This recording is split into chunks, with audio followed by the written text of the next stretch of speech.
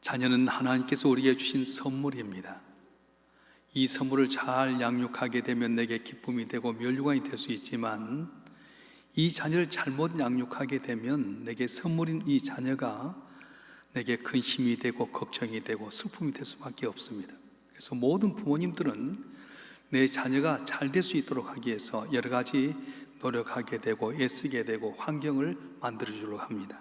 자, 그러면 좋은 환경에 자라나지 못한 사람들은 가능성이 없습니까? 부모가 가난하고 매우고 힘이 없어서 밀어줄 만한 힘이 없으면 그 자녀 잘못되는 겁니까? 부모가 힘이 있고 능력이 있어 자녀를 잘 받쳐주고 환경이 주면 다 승승장구하게 되는 겁니까? 물론 환경이 좋으면 뒤에서 밀을 수 있는 힘이 있으면 자녀가 잘 될 수 있는 확률이 훨씬 더 많습니다. 그러나 환경이 나쁘다고 해서 자녀가 못된 건 아닙니다.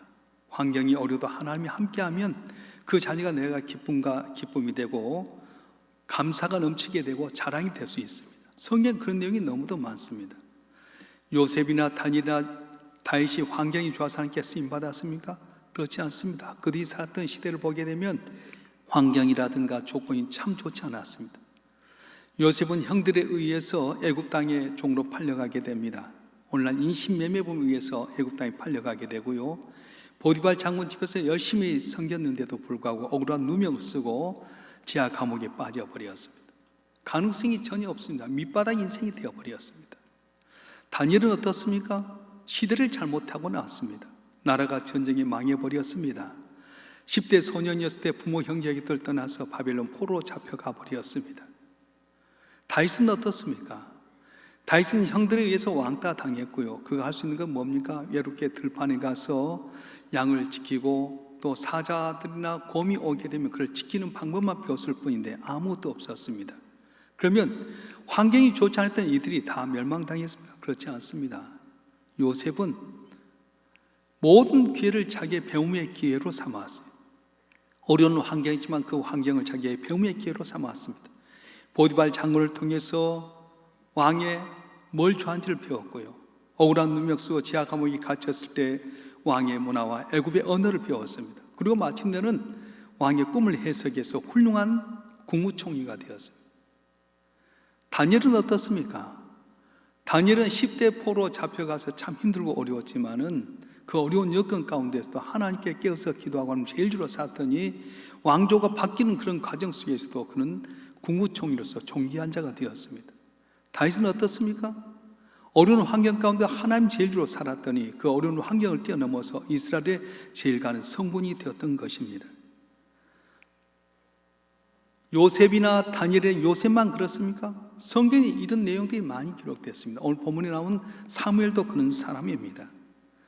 사무엘은 그 당시 선지자와 제사장과 왕의 역할을 감당했던 분입니다.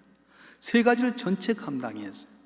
선지자 역할만 감당해도 힘이 들겠고, 제사장의 역할만 해도 너무너무 고단하겠고, 왕의 역할을 하려면 너무도 힘이 들 텐데도 불구하고 사무엘은 제사장, 선지자, 왕의 역할을 넉넉히 감당해서 하나님께 인정받고 사람들의 존경받는 사람이 되었습니다. 특별히 사무엘은 사사시대의 마지막 사사로서 그가 사울을 왕위로 세웠고 사사시대 왕정의 다리 역할을 했던 훌륭한 사람이었습니다. 그런데 그가 살았던 삶이 환경이 좋았습니까? 그렇지 않습니다. 아버지는 한데 어머니가 둘인 오늘날 말하면 결손 가정이었습니다. 더군다나 오랫동안 아이를 낳지 못한 것 때문에 몇십 천대를 받았던 가슴에 한을 품고 살았던 그 어머니에게서 태어난 아들이었습니다. 태어나서 자기 원하지도 않았는데 어머니의 서원 때문에 실로에라고 하는 하나님 전에 가서 어린 나이에 부모 곁을 떠나 살았습니다. 오늘날 우리도 한 6살쯤 6개월쯤 되게 되면 이유식 하게 되고 2살 정도 되면은 젖을 떼게 되는데 사무엘 시대 그때 유대인들은 한 3살 정도 됐을 때 젖을 떼었던 것 같아요. 아직 어린 나이 3살인데 부모의 곁을 떠나서 성전에 가서 엘리 제사장 밑에 자라게 됩니다. 어렸을 때만 그렇습니까? 사춘기 때는 엘리 제사장의 두 아들 홈리와 비느하스라고 하는 제사장들이 있었는데 이들이 어떻게 합니까? 하나님께 드렸던 귀한 제물 가운데 맛있고 기름진 것은 자기들이 먼저 취하게 되고 그렇지 않고 나쁜 것은 하나님께 드는 걸 보았어요. 더군다나 회막에 섬기는 여인들을 겁탈해가지고 정말 좋지 않은 환경 가운데서 이 사무엘이 자라게 됩니다. 여러분, 이런 환경 같으면 잘 자랄 수 있겠습니까?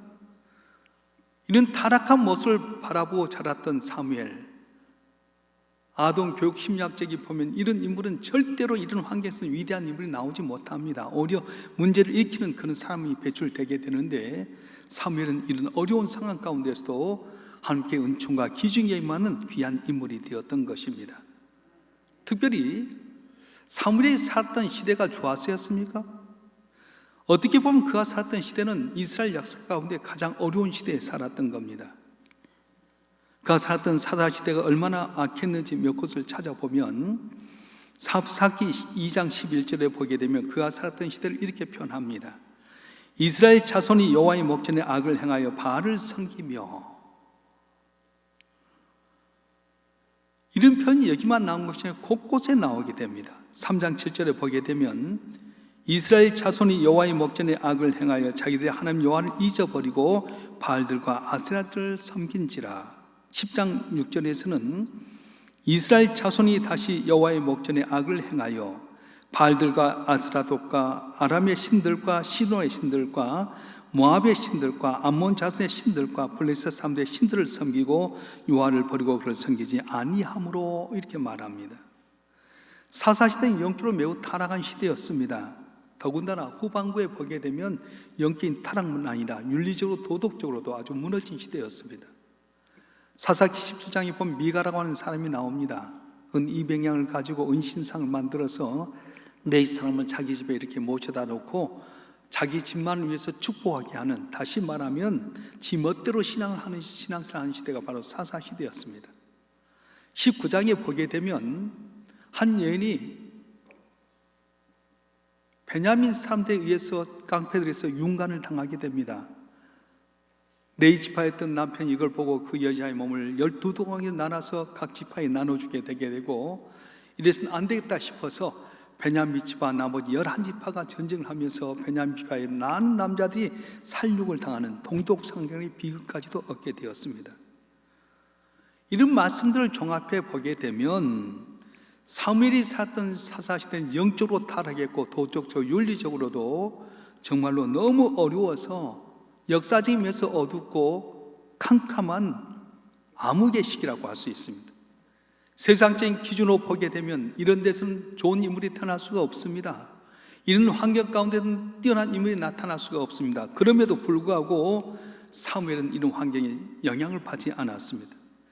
그런 악한 환경 내에서 사무엘이 곁길로 가지도 않습니다. 본인 마음을 근심시킬 정도로 망가지도 않았습니다. 오히려 그 환경을 극복해서 하나님께 멋지게 쓰임받는 일꾼이 되었던 것입니다. 그럼 여기서 우리가 알 수 있는 건 무엇입니까?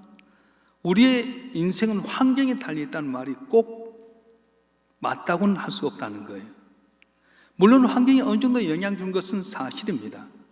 좋은 환경에서 자란 애들이 좋지 않는 환경에 자란 애들보다 공부도 더 잘할 수 있게 되고 출세의 길도 훨씬 열릴 수가 있습니다.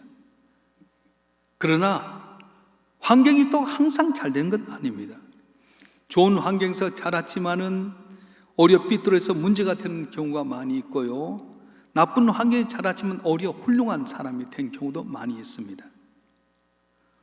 1858년 뉴욕의 어느 가정에서 아이가 태어났습니다. 근데 태어날 때부터 그는 태어나서 얼마 안 돼서 소아마비에 걸리고 말았습니다. 시력도 굉장히 나빠서 앞에 걸 잘 분간하지 못했고요, 폐도 약해서 바로 앞에 있는 촛불 하나 끄기가 어려운 사람이었습니다.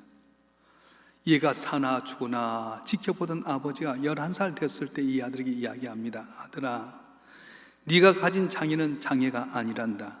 네가 만일 전능하신 하나님을 참으로 잘 믿고 신뢰한다면 하나님의 도우심으로 말미암아서 너는 오히려 네 장애가 모든 사람들로 주목을 받게 될 것이고 또 진실로 신화 같은 놀라운 역사에 기적을 낳는 위대한 인물이 될 수 있단다 격려를 해 주었습니다. 그래서 비록 소아마비로 쩔뚝거리게 되고 시력이 조차 제대로 보지 못하게 되고 앞에 있는 촛불 하나 끌 수 없을 만큼 폐가 약했지만 아버지의 격려의 말씀을 듣고 하나님만 의지하고 살아갑니다. 그리고 마침내 23살 때에 뉴욕주를 대표하는 의회 의원이 되었고 28살 때는 뉴욕시장 선거에 출마를 했습니다. 얼마 후에 뉴욕 주지사가 되었고 부통령을 거쳐서 미국 역사의 가장 어두웠던 시대에 미국의 신화를 재건한 대통령이 되었습니다. 그리고 후에 노벨 평화상까지 받게 되는데 그분이 누구냐? 테오도르 루즈벨트라고 하는 대통령입니다. 이처럼 좋지 않은 환경이었지만 하나님 앞에서 성공을 거둔 사람이 있는가 하면 어떤 사람 좋은 환경 가운데서도 실패 인생을 거둘 때가 있다는 겁니다. 똑같이 소아마비에 걸렸지만 어떤 사람은 대통령이 되는가 하면 어떤 사람은 길거리에 노숙자로 전락할 수도 있습니다. 똑같은 교실에서 똑같은 교재를 가지고 똑같은 선생님 밑에서 공부하지만 어떤 학생은 공부를 잘하는가 하면 어떤 학생은 공부를 못하기도 합니다. 똑같은 장소에서 똑같은 업종의 사업을 해도 어떤 사람은 흥하는 사람이 있는가 하면 망하는 사람도 있습니다. 그래서 우리는 무조건 환경을 탓해서는 안 된다는 것입니다. 세상에서 가난 때문에 거렁뱅이가 된 사람이 있지만 가난 때문에 부자가 된 사람도 많이 있습니다. 세상에 감옥에 가서 더 흉악한 전과자가 된 사람이 있는가 하면 오히려 감옥에 가서 국무총리가 되고 대통령이 되는 사람도 있습니다. 세상 질병 때문에 인생을 포기한 사람이 있는가 하면 그 질병 때문에 오히려 성공한 사람이 있다는 것입니다. 할렐루야. 여러분 잘 알고 있는 넬슨 만델라라고 하는 사람은 감옥에서 27년 동안 갇혀있습니다. 5년도, 10년도, 15년도 아닙니다. 27년 동안 감옥에 갇혀서 어쩔 땐 독방에 갇혀있기도 하고요. 가능성이 하나도 없었습니다. 그런데 낙심하지 않고 푸시업을 하면서 건강관리했고요. 밖에서 들어온 신문을 보면서 바깥 세상에 대해서 보게 되었습니다. 수많은 책을 가져다 보면서 실력을 키웠습니다. 그리고 마침내 남아프리카 최초의 흑인 대통령이 되었고 1993년 노벨 평화상을 수상하기까지 이르게 되었습니다. 환경이 나를 꼭 어렵게 한 건 아닙니다. 환경이 어려울지라도 내가 준비하고 내가 믿음 안에 살아가게 되면 그 환경이 내게 디딤돌 되어서 승리하는 은혜가 있어질 줄로 믿습니다. 하나님은 때때로 우리를 훈련시키기 위해서 우리가 이해할 수 없는 환경으로 이끌어갈 때가 있습니다. 물론 하나님 우리의 환경을 바꾸신 하나님이십니다. 홍해를 육지같이 가르시고요, 쓴물을 단물로 만들어주시고요, 없는 걸 있게 하시고 죽은 자를 살려내게 하신 것처럼 환경을 바꾸신 하나님이십니다. 그런데 하나님은 환경을 바꾸지 않고 오히려 환경 그대로 놓은 채 그 환경 속에 나를 훈련하기도 한다는 것입니다. 그래서 우리가 환경을 바꾸기보다는 내가 변화될수록 노력해야 됩니다. 어떻게 우리가 환경을 바꿀 수 있는, 어떻게 하면 내 삶의 태도를 바꿀 수 있습니까? 초월적인 전능하신 하나님의 사랑을 어떻게 하면 내 삶 속에서 이렇게 세울 수 있습니까? 그 비결이 무엇입니까? 오늘 본문에 보게 되면 사무엘을 통해서 우리에게 그 말씀을 알려주는데 사무엘상 1장 28절에 보게 되면 그가 거기서 여호와께 경배하니라 이렇게 말씀했어요.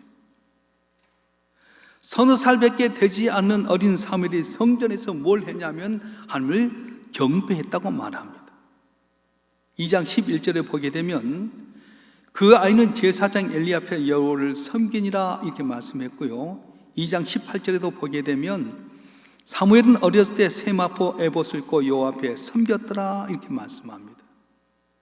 아직 어리지만 하나님을 경배했고 하나님을 섬겼습니다. 그런데 엘리의 제사장의 아들이었던 두 아들 홈리와 비나스는 어떻게 합니까? 백성들이 가져온 좋은 재물 가운데 좋은 것은 자기들이 취하고 나쁜 것은 하나님께 드리게 되고 회막에서 섬기는 예를 겁탈하게 되고 못된 짓만 일컬었습니다. 그런데 사무엘은 하나님을 섬기고 살았더니 하나님께서 어떻게 말씀하는 겁니까? 2장 21절에 보면 아이 사무엘은 여호와 앞에서 자라니라 이렇게 말씀하셨어요. 하나님 앞에서 자라니라. 아무도 안 본 것 같지만 하나님 나를 보고 계신다. 아무도 안 듣는 것 같지만 하나님 나를 듣고 계신다. 그래서 그는 하나님 앞에서 자라갔습니다. 그 결과 사무엘은 가장 어두웠던 암흑의 시기 속에서 하나님께 멋지게 쓰임받는 귀한 인물이 되었던 것입니다. 우리 가운데 환경이 어려운 분이 계십니까? 아직도 물질로 곤란 당하셨습니까? 내가 배운 것이 없습니까? 여러분 자녀를 위해서 밀어주겠다 힘이 없습니까? 낙심하지 마세요.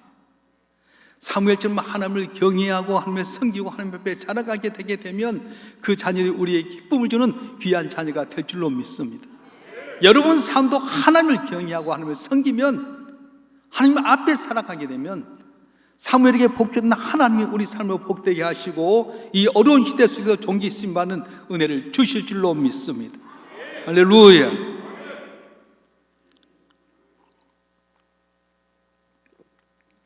오늘 본문 26절 말씀 다 같이 한번 읽어볼까요? 본문 사무엘상 2장 26절 시작. 아이 사무엘이 점점 자라며 여호와 사람들에게 은총을 더욱 받더라. 아멘.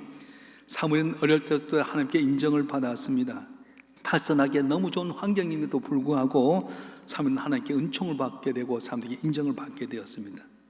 3장 19절과 20절 말씀 한번 읽어보겠습니다. 사무엘상 3장 19절 20절 말씀 시작. 사무엘이 자라며 여호와께서 그와 함께 계셔서 그의 말이 하나도 땅에 떨어지지 않게 하시니 단에서부터 부엘세바까지 온 이스라엘이 사무엘은 여호와의 선지자로 세우심을 입은 줄 알았더라. 아멘. 여호와 앞에서 하나님을 경배하고 하나님을 섬기고 하나님 앞에 자라갔더니 입술로 구한 것이 하나도 땅에 떨어지지 않게끔 복을 주셨고 단에서부터 부엘세바까지 다시 말해 우리나라 한라산 백두산까지 이렇게 이야기하고 있지만 온 이스라엘이 하나님이 세우신 선지자로 알았더라 그렇게 말씀하고 있는 것입니다. 사무엘의 삶을 통해 우리가 알 수 있는 것이 무엇입니까? 어떤 상황 가운데서 하나님께 집중하면 전능하신 하나님이 우리에게 복을 주신다고 말씀하셨습니다. 이 시대가 악할지라도 코로나19로 인해서 모두가 다 어려울지라도 이때 하나님께 집중하고 나가게 되면 사무엘에게 복을 주셨던 하나님이 우리에게 복을 줄 줄 믿습니다. 주위 사람이 어떻게 행동하든 간에 사무엘처럼 하나님께 집중하고 섬기면 하나님께 오늘 또 동일한 은혜로 우리 삶을 열어주시고 존귀케 주실 것입니다. 우리는 우리의 자녀를 어떻게 교육하고 있습니까? 환경만 좋게 하는 교육은 아닙니까? 좋은 유치원, 좋은 초등학교, 좋은 외국어 고등학교, 좋은 환경을 제공해서 부부간에 맞벌이하고 애를 쓸 때가 많습니다. 물론 좋은 환경에 자라는 애들이 더 잘 될 수 있는 가능성이 있습니다. 그런데 문제는 부모가 좋은 환경을 마련해 줬다가 혹시 환경이 어려워지게 되면 그때는 이 자녀들이 부모에게 원망하고 돌아서게 되고 이전보다 더 어렵게 된다고 하는 것입니다. 환경이 좋지 않아도 괜찮습니다. 지금 조건이 어려워도 괜찮습니다. 여러분 자녀를 사무엘처럼 하나님께 집중하고 하나님 앞에 경배하고 하나님께 섬기게 하면 사무엘 때문에 한나가 존귀한 사람이 되었던 것처럼 여러분 자녀가 여러분 면류관이 되게 되고 여러분 자녀 때문에 여러분 잘 되는 은혜가 있어질 줄로 믿습니다. 할렐루야. 그럼 구체로 우리 자녀를 어떻게 양육해야 되겠습니까? 첫째는 기도로 양육하라는 겁니다. 우리가 살아가는 이 세상은 우리 힘으로 우리 자녀를 올바르게 기를 수 있는 형편이 아닙니다. 세상이 너무 험악한 세상이기 때문에 그렇습니다.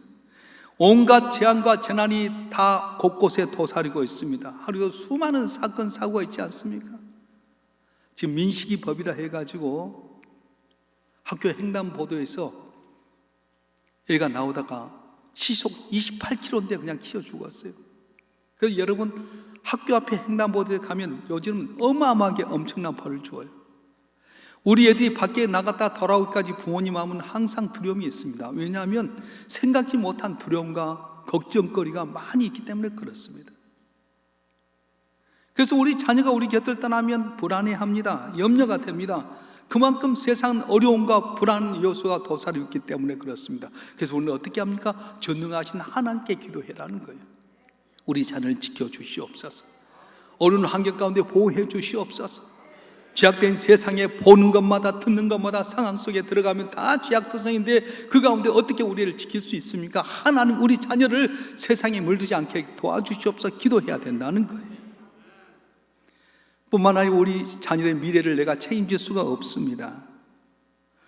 지금 이 시대는 미래를 불분명한 세상 가운데 살아가고 있기 때문에 내일을 전혀 예측할 수가 없습니다. 우리 자녀는 20년, 30년 후를 여러분 예측할 수 있습니까? 애들의 진로의 문제가 그렇습니다. 직장의 문제, 사업의 문제가 그렇습니다. 결혼하고 나서 자녀를 낳았을 때도 그 자녀들이 어떻게 자랄 것인지 전혀 예측하지 못하지 않습니까? 그래서 우리는 기도해야 된다는 거예요. 내가 기도하면 내 기도를 들으신 하나님께서 우리 자녀를 위해서 일하실 줄로 믿습니다. 내가 기도하면 일하신 하나님이 내 자녀를 위해서 준비해 주시고 이끌어 주시고 형통케 주실 줄로 믿습니다. 그래서 실패한 좌절 가운데 있더라도 내가 기도하면 그 자녀가 돌아오게 된다는 거예요.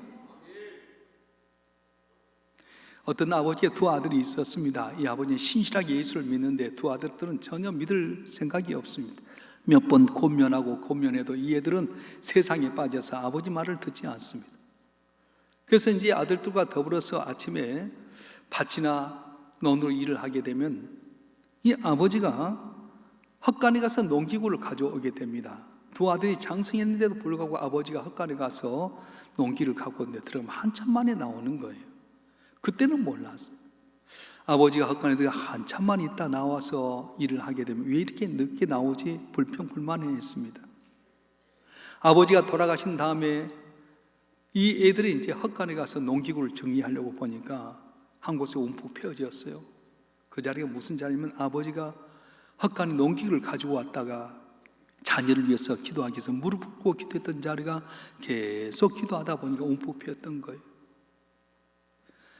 아버지 살았으면 몰랐습니다. 왜 헛간에 들어 늦게 나온지 불평만 했습니다. 그런데 아버지가 돌아가신 다음에 그들이 헛간에 와서 농기구를 건너다 보니 움푹 파인 아버지의 무릎 꿇은 그 자리를 보면서 그들이 깨닫게 되게 되고 돌아오게 되게 되고 아버지가 믿은 하나님 믿음으로 말미암아 복을 받게 되었던 것입니다. 우리는 우리의 자녀를 위해서 얼마나 기도했습니까? 자녀를 잘 되길 바라면서 좋은 환경 만들기 위해서 노심초사 애쓰면서 우리 자녀를 위해서 얼마나 많이 기도했습니까? 특별히 우리 아버지들은 우리 자녀들 위해서 눈물로 기도해 본 적이 있습니까? 자녀들은 어머니의 눈물의 기도는 알지만 아버지의 눈물의 기도를 본 적이 없다는 거예요. 오늘 어린이날을 맞이해서 지금까지 여러분 자녀가 어떠했을지 모르지만은 우리가 함께 눈물로 기도하고 내 자녀를 축복해 주시옵소서. 난 내 자녀를 책임질 수 없지만 하나님 책임져 주시옵소서. 험난한 세상 가운데 하나님이 우리의 자녀를 축복해 주셔서 좀 영광을 나타내 달라고 기도하게 되면 내 기도를 들으신 하나님께서 직접 내 자녀를 위해서 일해 주시고 복을 내려 주실 줄로 믿습니다. 할렐루야. 두 번째는 뭘로 양육했냐면 말씀으로 양육하는 거예요. 내가 말한 걸 다 삼가서 명할 다 지킬 것이라고 성경은 이야기합니다. 어리석다 하나님 말씀을 배우는 것이 얼마나 중요한지 모릅니다. 한 이야기가 있는데 기네스북이라고 하는 세계에서 제일 가는 것만 기록한 책이 기네스북인데 미국의 일리노이주에는 다브라고 하는 사람이 기네스북에 올렸다고 합니다. 뭐 때문에 기네스북에 올라갔냐? 이분이 교회 학교를 57년 동안 다녔어요. 신앙생활 57년 하기도 힘든데 교회 학교에서만 57년을 다녔어요. 그래서 교사로서 57년 동안 섬기다가 이제 그분이 이렇게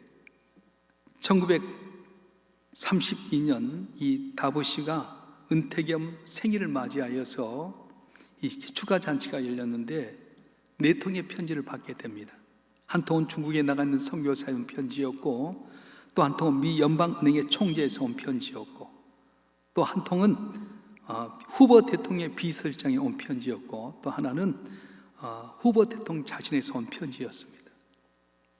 이분이 어느 날 길을 가다가 길거리에 놀고 있는 4명의 학생들을 불렀어요. 얘들아, 예수 믿으면 좋단다. 교회 나가자. 교회 데리고 와서 주일학교에서 이분이 정성을 다해서 가르쳤습니다. 어렸을 때 말씀으로 가르치고 기도해주고 격려해주고 그때는 몰랐어요. 그런데 이분이 어렸을 때 가르쳤던 말씀 가운데 자랐던 애들이 유명한 선교사가 되게 되고 미국 중앙은행의 총재가 되기도 하고 대통령이 되기도 하고 대통령 비서실장이 되어서 이분이 은퇴할 때 축하의 편지를 보냈다는 거예요. 우리는 세상의 방법에 요령을 가질 때가 많습니다. 그것보다 더 중요한 것은 하나님 말씀대로 가는 게 중요합니다. 얘들아, 하나님 제일 주다. 하나님 말씀대로 살아라. 네가 하나님 말씀대로 살면 하나님께 내게 복을 주지만 떠나면 죽을 수밖에 없다는 것을 알려주게 되게 되면 어렸을 때부터 말씀 듣고 자랐던 귀한 생명들이 원칙을 잘 지켜서 승리하는 은혜가 있어질 줄로 믿습니다. 세 번째로는 믿음의 본을 보이라는 겁니다. 기도로 양육하고 말씀으로 양육하지만 믿음의 본을 보여라. 결혼해서 신혼 가운데 애를 잉태하게 되면 산모가 얼마나 애를 쓴지 몰라요. 왜냐하면 태교라고 한 게 있어서 내가 먹는 것, 듣는 것, 보는 것, 이것들이 다 그에게 영향이 그대로 갑니다.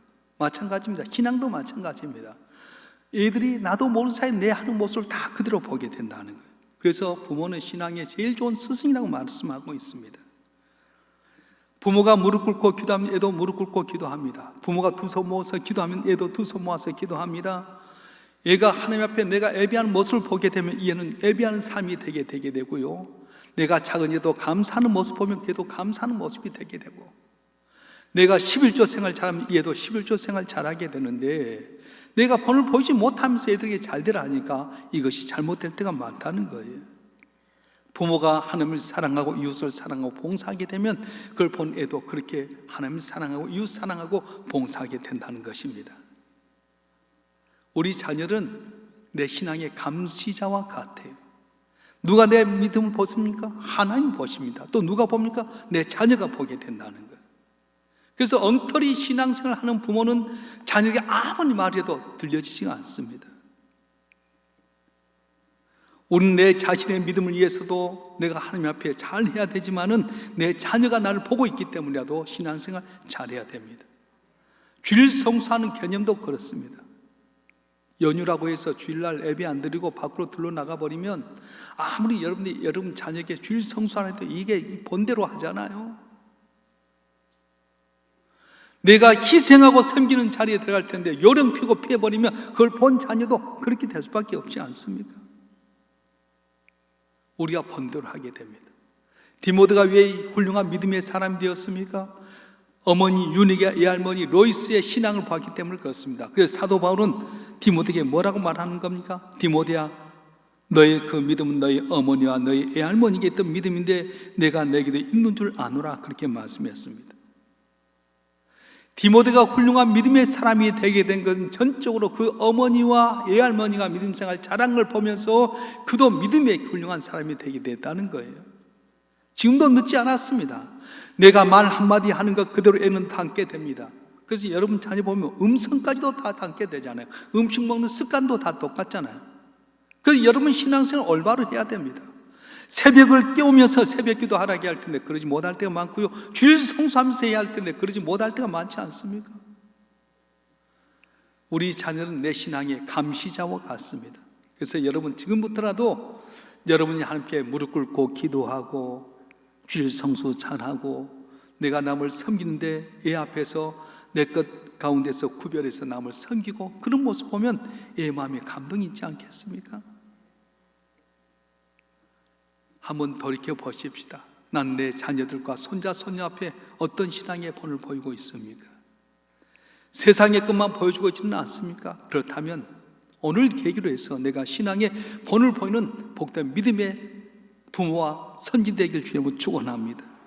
기도의 본을 보이고 예배의 본을 보이고 감사의 본을 보이고 사랑과 섬김의 본을 보이게 되면 보고 있는 우리 자녀가 반드시 우리 앞에 기쁨이 되어질 것이고 지금 영광 같은 존귀한 자가 되어질도 믿습니다. 오늘 계기로서 여러분 가정이 저 앞에 크게 복을 받아서 하나님께 인정받고 사람들에게 존경받는 복된 가정 되길 주님을 간절히 축원합니다.